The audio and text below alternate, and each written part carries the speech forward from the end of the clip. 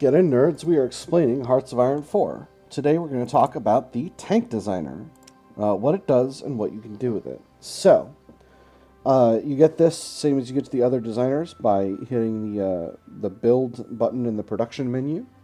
As you can see, I've got quite a few tanks that I can modify and design. I've got access to an improved light tank chassis because it's 1939 and I've kept up on my research, and a basic medium tank chassis. I'm not ahead on research yet, but I hope to be eventually.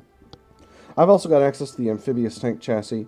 The very short version of this is it's better for doing amphibious landings, but I'm not going to be using it right now because I'm just explaining kind of the basics. So let's talk about the light tank chassis, and that's going to, I think, inform our talking about the medium tank chassis significantly here. Hit that upgrade with latest traits button. So, tank chassis are a little different. The tank designer is a little different overall from the other designers. You've got a scaling, armor, and engine options here that I'll kind of explain as we go along. So, our fixed slots are our suspension, our armor, our engine, our turret, and our gun. And then over here, you got your special features slot. So, it's kind of splitting the difference on these slots in the tank designer. You got two fixed ones on the top and all fixed ones at the bottom, and then you got your special features over here. So it's not consistent from a design perspective, but it is what it is. In any case, let's talk about suspensions. You got two types of suspensions, tracked and non-tracked. Non-tracked offers half-track suspension and wheeled suspension. Both of these reduce reliability, hardness, and production cost. So if you're going to build an armored car, you're going to use a wheeled suspension. It's going to give you lower reliability, much lower hardness, but reduced production cost. Half-track suspension is slightly lower for that. I'm not going to use either of those. I virtually always use track suspension for tanks because I'm building a tank here. The default is bogey. This doesn't do anything. No modifications for that. Christie has one production cost, but increases max speed by 20%. Torsion bar, on the other hand, has one production cost, increases reliability by 15%. I tend to go with Christie because I like faster tanks, but it all kind of depends on how you want to put it together and what you want to do with the tank. Interleaved road wheels provides a bonus to breakthrough. I don't tend to use that, at least not until the late game, maybe. We're going to go with Christie suspension. Default armor is going to be riveted. Riveted gives you 2 defense and 2 breakthrough and also reduces production cost by 20%. On the other hand, you can go to welded, which gives you 4 breakthrough and 4 defense. So that's higher baseline defense and breakthrough. It's not as significant for breakthrough, but it's really significant for defense. It also gives you a 15% bonus to armor, but on the other hand, compared to riveted, it doesn't reduce the production cost. So it's going to bring production cost up. Finally, if you want to go with really high quality, high production cost tanks, you can go with cast armor. These provide 3 defense and 3 breakthrough, but 2% extra hardness. I don't think that's a part of the base game. I think that might be a Road to 56 feature.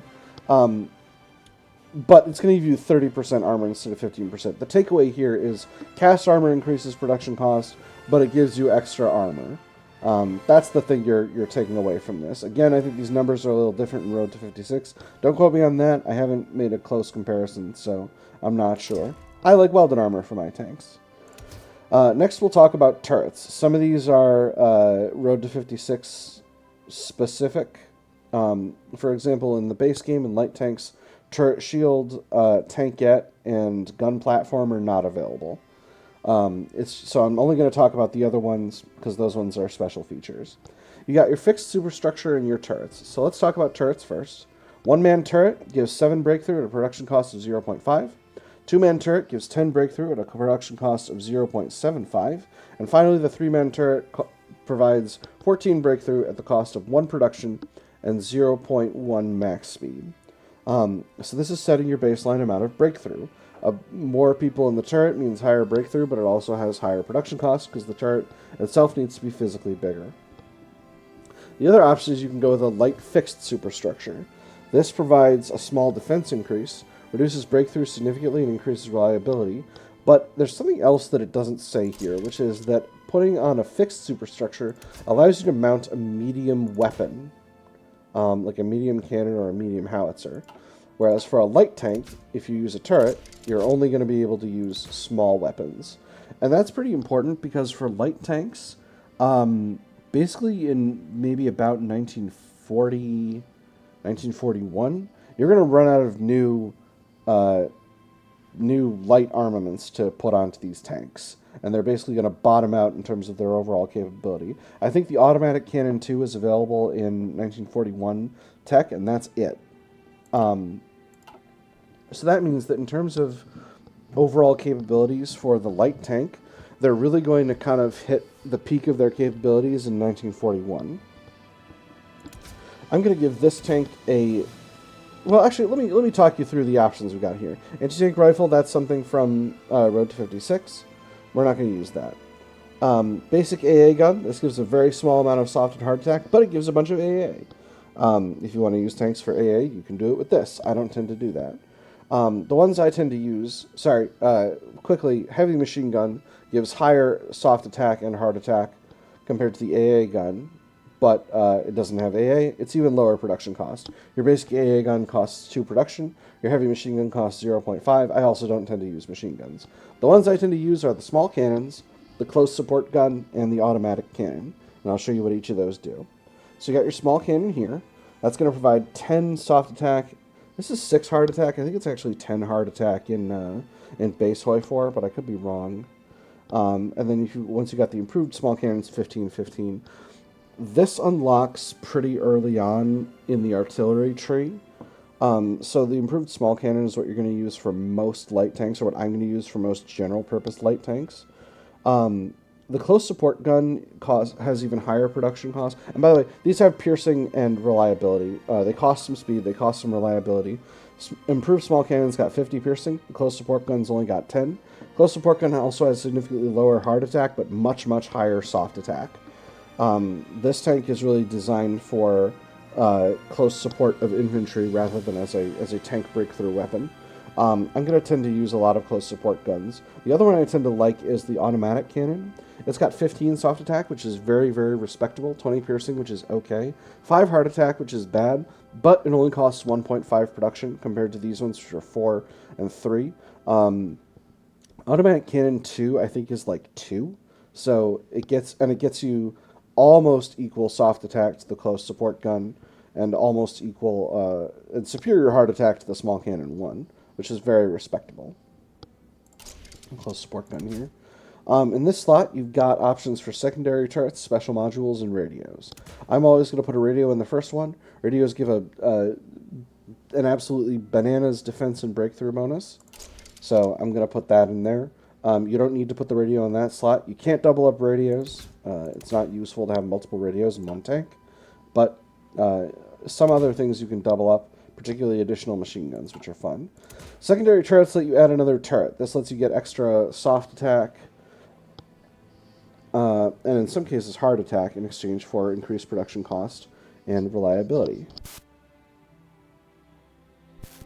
I think the hardness reduction for the extra turrets is a Road to 56 feature. I didn't realize a lot of this stuff was... So I apologize for this. I didn't actually realize a lot of this stuff was going to be so different in Road to 56. But that is what it is. So just bear in mind when you're playing the base game, I don't think there's a hardness reduction for having extra turrets on your tank. I don't tend to use extra turrets, though. I think the extra reliability is not great. The reliability reduction is not great, especially in the early game.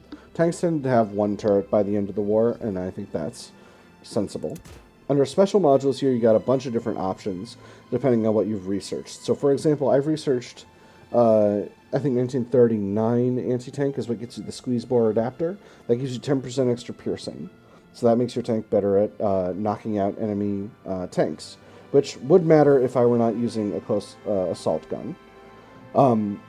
Additional machine guns are pretty much always available. Just get you a little extra defense and soft attack. If you want to make your tanks harder to attack, you put these on them. Another option is smoke launchers, which give you some extra defense and some breakthrough instead of soft attack. I tend to prefer heavy additional machine guns, though. Sloped armor has a really high experience cost, and it increases production cost, but it gives you a big ol' armor bonus. I'll tend to almost always do that. Easy maintenance is very different in Road to 56 from the base game. It is going to provide reliability and reduce production cost. In the base game, I think the reliability bonus is higher, but the experience cost is 30 instead of 4. So it's a really significant investment of army experience, but if you add easy maintenance to your vehicles, that reduces the production cost significantly, and that's really good. Other special modules. You got your armor skirts for some extra breakthrough and armor, but they cost production in comparison to the smoke launchers, which don't. Fuel drums increase production cost. They reduce max speed a little bit, but provide some fuel capacity. Extra ammunition storage provide defense and breakthrough, but they cost reliability. Wet ammo storage provides reliability, but increases production cost. So using all these different modules, you can really fine-tune the overall design of your tank. I'm going to provide some extra ammo storage because my reliability is pretty... No, I'm not. Not yet. Not yet for that. We're going to do an additional machine gun. So, the next thing you have is your engine and armor. And basically, here's the way these work. If you increase engine and armor by 1, you're getting some extra armor, basically not getting speed and reducing reliability. If you upgrade engine without increasing armor, you're getting speed, but you're costing yourself reliability. So, the way I tend to do it is I tend to set a reliability target of 80%, and then I'll set a speed target. This is going to be a pretty light tank overall, so I think I'm going to set it to have a max speed of 10. So that means every point of armor I increase the armor by, I'm going to also need to increase the engine, with some exceptions. I'm using a gas engine with a Christie suspension, so I'm going to be able to put a lot of armor on this. So this is basically the point I can get to with this tank. Each of these also increases production cost by a very small amount, though, so not going overboard on them is a little bit essential. But this tank is going to have a very respectable 39 armor and 57 breakthrough. It's going to have a max speed of 10, and that's pretty solid overall. This is a light tank. I'm not going to save this because I'm not going to be producing this tank yet, but this is what I would be producing if I were going to be producing it. The medium chassis is basically the same with one big exception, which is that if you put a medium fixed superstructure, then you can mount a heavy cannon. Unfortunately, you can't have a medium tank with a fixed superstructure and a heavy cannon that's not a tank destroyer, and that gives us an opportunity to introduce the rolls drop-down. There are a bunch of different roles that tanks can take, and they significantly change up the tank's capabilities. Except for AA. AA doesn't change the capabilities, it just lets the tank slot into equipment for mobile anti-air battalions, which you can add to your tank divisions, or any division really, if you want. Okay, so it's only going to show us what they do if we're equipping the right module. So let's go through them one by one. We've got a module equipped that lets us act like a tank destroyer. So the tank destroyer gives increased heart attack, increased piercing, increased defense, but significantly reduced breakthrough and suppression. Suppression is used for suppressing resistance in occupied territories. I don't know why you'd use a tank battalion for that. I wouldn't. I wouldn't use a tank battalion for that one bit. But this is going to significantly reduce breakthrough, which means tank destroyers are much more effective on defense than on offense. And that also changes the physical presentation of the tank.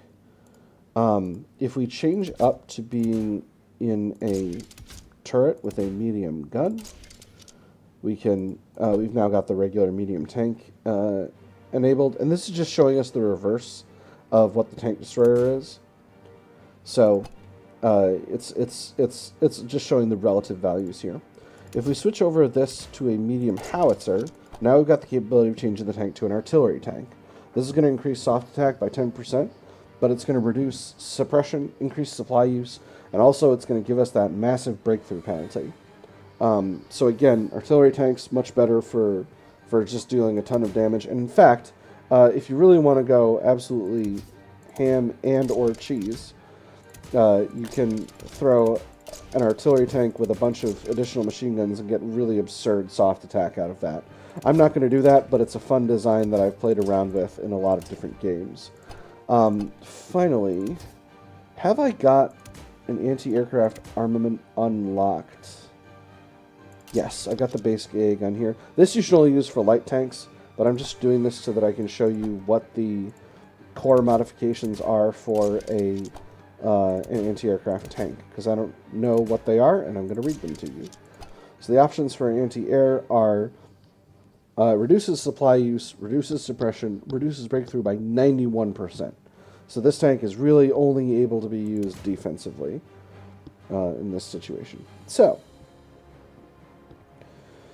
I don't think there are special capabilities for medium and heavy tanks, except to the extent that medium armaments and heavy armaments get better later in the game, whereas light tanks largely don't. I'm going to put this back to a medium tank, and I'm going to assign this some of my usual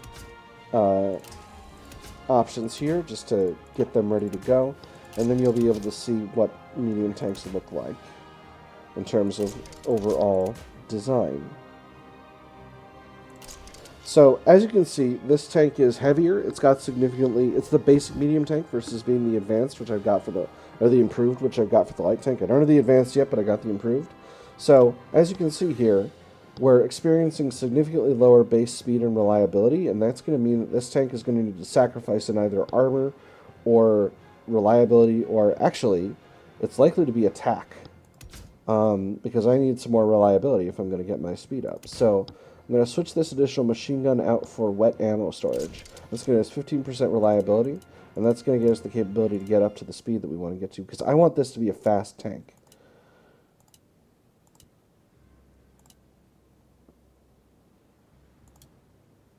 There we go. That's virtually exactly where I want it to be.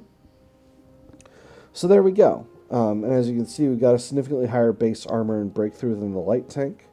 We also got higher hardness, obviously, higher attack, but correspondingly high production cost. So, that is the tank designer, how it works and what you can do with it. There's actually just one additional thing I want to introduce you to, which is that in the tech tree here, you've got a modern tank chassis all the way at the bottom. The modern tank chassis has... By the way, ignore these. These are Road to 56 only, all this level 5 stuff.